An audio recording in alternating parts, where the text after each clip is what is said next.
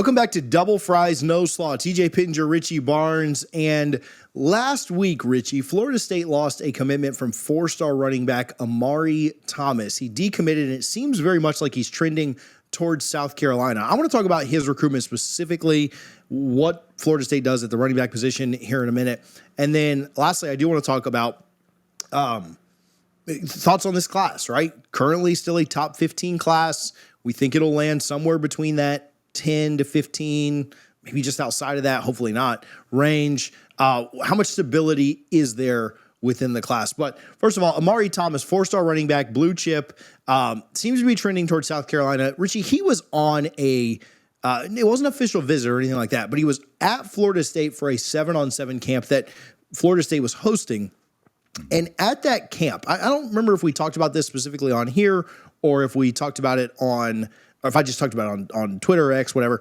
But he wore South Carolina gloves to that Florida State hosted 7-on-7 camp. Now, if this would have been a 7-on-7 camp down in Miami or Orlando or Tampa, whatever, I don't think it would have been that big of a deal. When you are currently committed to a school and you wear gloves of another program that is recruiting you, right? Like not just another program that, hey, your dad went there, it's Akron, or your mom ran track at Middle Tennessee State, and you wear those, but you're not really in it. That would probably not be as big of a deal. When you're wearing gloves to Florida State's campus at a Seminole hosted event, and it's the team that's kind of in second for you in that moment, I truly thought that Florida State should have dropped the hammer at that moment, either given him new gloves and said, look, we got plenty here, put these on or get out. Or they should have let him finish the event and said, dude, we're going to part ways, right? We see the way that this is trending. We're not going to continue to invest time, effort, resources, all these things into that. Now, that may have sounded harsh at that moment. I got several replies when I posted that on social media, like, man, you're being too hard. These kids do this kind of stuff all the time. Kids do wear other gear while they're being recruited. I've never heard of a situation where a kid wore another team's gear while he was on campus, right? Could you imagine if this happened at some other schools across the country? So anyway, might have sounded harsh back then. It maybe wasn't harsh looking back because just a month later, he is now no longer in FSU's class. Just thoughts on that in general, not necessarily what they're losing from a talent perspective, whatever, all that stuff. This isn't a film breakdown, but just thoughts on my first 2.5 minutes of rambling. All right, I'll get right back to the video, but first, we are giving away 2 tickets to the Alabama FSU game. No purchase necessary. We just need your name and info so that we can get you the tickets. We're partnering with our friends over at T1RX. You can go to www.t1rx.com/pages/FSU Bama Ticks. I know that's a lot. It is down below me. It's also in the description.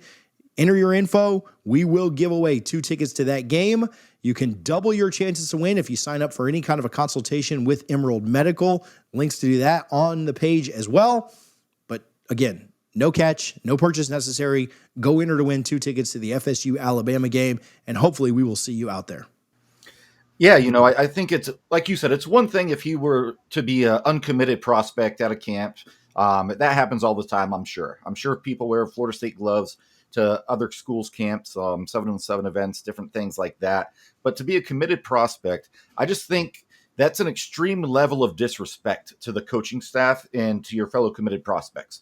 Because why not wear Florida State gloves? Even if you think you're going to go to South Carolina, which it seems like it's trending that way, why would you choose to do that? That's just a slap in the face. We were just talking about how I might be changing jobs. That'd be like me showing up at a new employer wearing my old employer's gear there on the first day.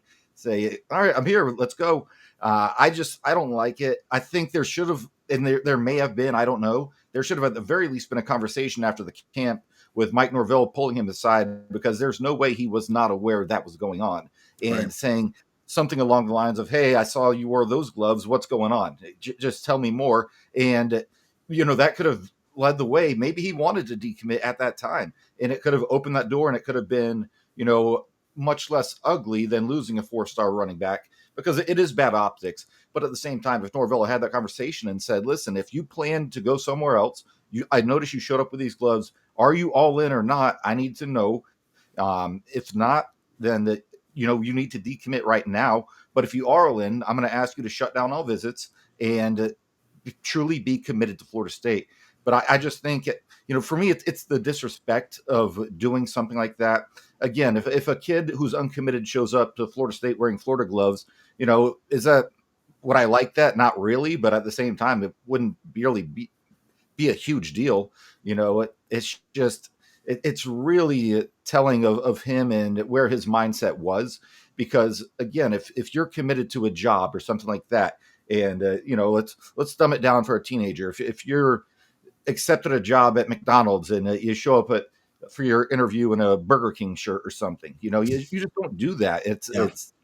And I think they probably should have cut bait at the time, because running back is the one position where, the recruiting's not been outstanding, but at the same time, you can find good running backs. And whether it be the portal or high school, it's not a huge premium position. It's not like he was a Lorenzo Booker, number one player in the country type guy. So he's replaceable. But I think his actions at that camp, it did rub me the wrong way. And honestly, I'm not sad to see him go. Yeah, no, I agree with that. Like, considering the position, considering everything else that you've got going there, considering who you've brought in. Like, look, the jury's still out on what Cam Davis will be. You do have Danzy. I know you switched to wide receiver, but you recruited him as a running back. You're super excited about Chroma. And then you've gone in and you've got guys pretty consistently out of the portal, from Trey Benson to then you went and picked up Roydell Williams. You went and got Gavin Sawchuk from Oklahoma this year. I mean, you can find good quality backs, right? None of those guys are Dalvin Cook by any means. I mean, Trey was really good, but none of those guys are maybe Dalvin, but you can still find pretty quality running backs that get the job done, especially when you kind of run by committee like Florida State likes to anyway. I think that, maybe you were freaking out about it when it happened, but the writing was on the wall. I think it also speaks, Richie, to, I don't think Florida State's in a position to have those difficult conversations. First of all, I don't think that Mike Norvell's that guy. I like him. I think he's a good person. I'm not, I'm not saying that I don't like his person, but I don't think he's that guy. I don't think he's that cutthroat. Like, look, this is the way we're going to do things. You remember, Dabo doesn't let guys. I mean, if you're committed here, you ain't taking other visits, right? Exactly. And he's got one of the most hardline stances, and his success certainly allows that. And Dabo didn't play around with that stuff. I mean, there was a kid that Dabo had committed last year that was going to come on a visit, and Clemson said, like, Doug, you're out if you do that. Like, we will not honor a Scott. Like, we don't care. Like, this is our standard. And yeah, is Florida State in a position to do that right now? No, and that's part of the problem, right? That's part of the problem with where we're at right now as a program. But I mean, what if he showed up to, Athens, Georgia, with whoever, Tennessee gloves on, or even if it wasn't another SEC rival or something like that. Like, what if you just showed up to Athens in Miami gear, right, or something like that? What would Kirby have done in that situation, or Clemson if he'd showed up in Florida gloves, or just whatever, right? Like, and so it's a little thing, right? It's he's just wearing gloves. It's not that big of a deal. It is a big deal, right? And the kid knew what he was doing, and here, lo and behold, 6 weeks later, it looks like he'll probably commit to South Carolina. I would love if we did have a little bit more of a hardline approach, and I would have loved, again, like we said, if Florida State would have just in that moment said, hey, you're either in or out, right? And if you're not in, let's mutually part ways. Let's spend our instead, what they've done is they've spent the last money investing time, effort, resources, official visit, things like that into him. And what could they have been doing with another prospect, right? You have a finite amount of time, effort, resources, money, all those things to invest into recruits. And you've just wasted that on him, right? You've wasted that over the last month when we could all see the writing on the wall. And that's probably the most frustrating part, is you knew where it was headed, right? If you knew where things were trending. If he's willing to disrespect you and your program and you as a staff and the other commits in this class, if he's willing to do that, then do you think he's in it for the long term? Do you think he's in it and going to sign with you?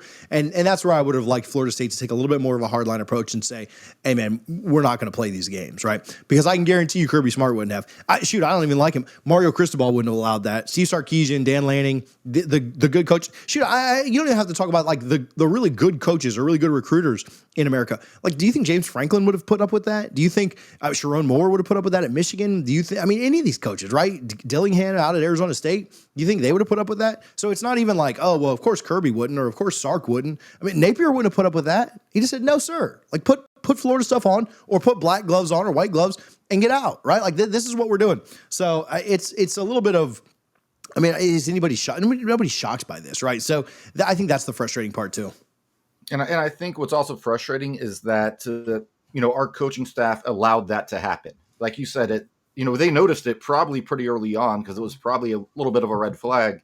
And to let him just continue to compete like that instead of saying, hey, we have plenty of Florida State gloves or regular gloves if you don't want to represent Florida State, but you're not going to represent another university at our camp on our university while you're committed to us. It just makes no sense to me. I still don't know what he was thinking. I think we all know what he was thinking now. I think he knew what he probably was going to go to South Carolina, and that's why he made that decision. But for the staff to allow him to do that, they could have easily stepped in and said, hey, you know what? If you're going to wear those, we're not going to have you participate here. You're committed to us unless, or put them on the spot. Say, if you decommit right now, you can still participate in this camp and wear your gloves, but you're either in or you're out right now. And, obviously we know recruiting is a fluid game, right? There's always going to be decommits and flips, and Florida State certainly has been the benefit of that many of times. Talk about Dalvin Cook, who was committed to Clemson, then to Florida, and then ends up signing with Florida State, being from Miami. So we've been the benefactor of those several times in the past. However, I don't think we've ever had a commit show up wearing, Miami U gloves or anything when we knew Miami was in the thick of the recruitment with them.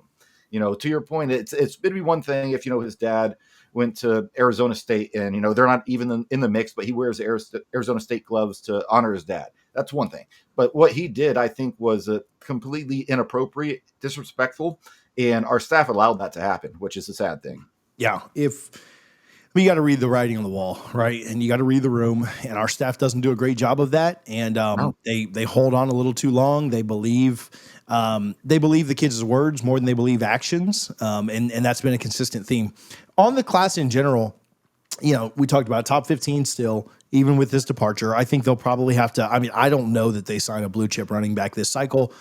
That's not going to be what sinks this staff or not. Maybe they get a kind of a low 4-star to flip. But I think they probably have to go the 3-star route at running back. We'll see if they can get anything to shake and how the season goes, what their prospects are there in the blue chip category of 4-star. I certainly don't envision them pulling a 5-star in.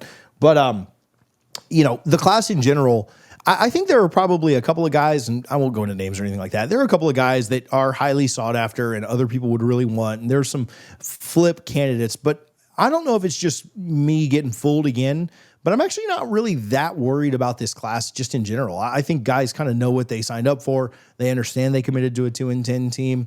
And they can't go 4-8 again, or else the coaches won't have a job anyway. But I do think that with any level of success, 7-ish, 8 wins, they will keep the bulk of this class together. That's my take. I certainly could be wrong about that when we flip over to December and see what signing day looks like. But though this one-off is kind of an unpleasant experience, I'm really not that worried about the class in general. What about you? No, I like what the class is. Again, coming off a 2-10 season, you're going to take a top 15 class. Unfortunately, you never should have had a 2-10 season, and we should be looking at minimum top 10 class every single year. Obviously, there's several schools out there that are willing to overspend for elite players, and we're not going to match that, which is perfectly fine. But we still have a strong enough NIL structure to, pull in a top 10 class if this is a top 10 program, which it was 2 years ago. Last year, broke any goodwill that Coach Norvell had with this team and with recruits, unfortunately. But I do think the class, for the most part, will stick together. There's going to be a flip or another decommit. It happens to every team. It happens to Alabama. It happens to Georgia. However, if you go out and win 3, 4, 5 games, then, with each loss, the chances of your class falling apart increases exponentially. So, obviously with Alabama week 1, that's a toughie, but, then you have a pretty favorable schedule for the most part. You're not playing Florida schedule where you got Texas, Georgia, and half of the other top 10. So I do think what happens on the field is going to matter. It's going to play a role, but just go 6-6, 7-5. And I think you keep most of these kids in the class. Yeah, I agree. If you lose enough, you lose the whole class because you bring in a new coach. And then we don't have to worry about it for a minute. So, all right, Double Fries No Salt. Make sure that you are subscribed to the channel. We'll have more content coming out this week. Maybe some name changes to Doak, some other things coming up with media days. So make sure you are subscribed, and we will talk to you guys soon. Go Noles.